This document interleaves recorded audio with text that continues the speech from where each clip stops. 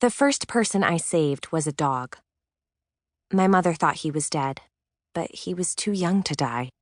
Just born, still wet and glossy, beautiful, really, but not breathing. "Take him away," she said, sliding him into my cupped hands. Her voice was cold. Perhaps that was why it shook a little. But I knew her better than that.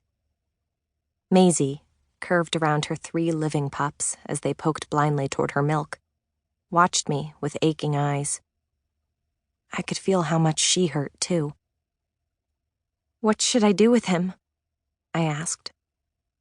"Bury him far beyond the well." My mother turned to tidy the bedding straw. It was as red as Christmas. We'd all had a hard night. But it had been hardest for the last of the pups, the one in my hands. I cradled him close against my chest, as if I had 2 hearts, but only one of them beating, then carried him away from the woodshed into the pale spill of morning light, past the cabin, toward the well, and a grave waiting beyond it. But then I stopped, looked back, and there, on the cabin's broad granite step, a wooden pail brimming with cold water, waiting to be useful. I didn't know what was about to happen, but a little flicker in my chest flamed at the sight of that water, full of green and blue from the tree, the sky overhead. Calm, simple. It spoke to me with a voice louder than my mother's as she stood at the door of the woodshed, bloody straw bundled in her arms, and said, "Go on then, Ellie." But I didn't go on then.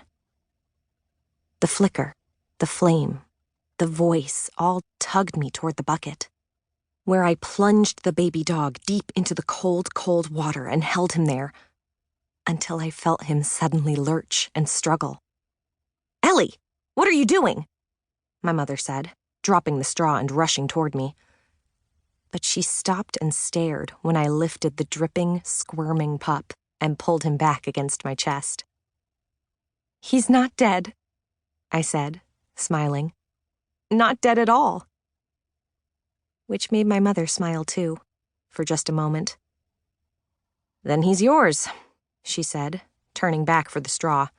"See that you keep him that way." I didn't know if she meant that I should keep him alive or keep him mine, but I intended to do both.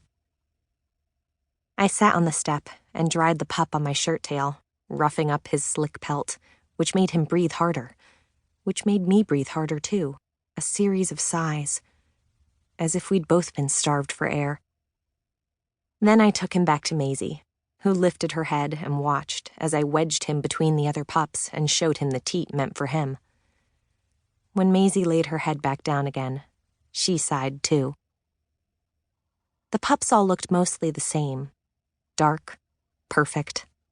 One of them had a white forepaw, another was bigger than the rest, another some color in his coat. And my boy had some brindle too, and a white tip to his tail, as if it were a brush he'd dipped in paint. So that set him apart. But I didn't need a marker. I was sure that I would know him again in an instant. And I was sure that he would know me.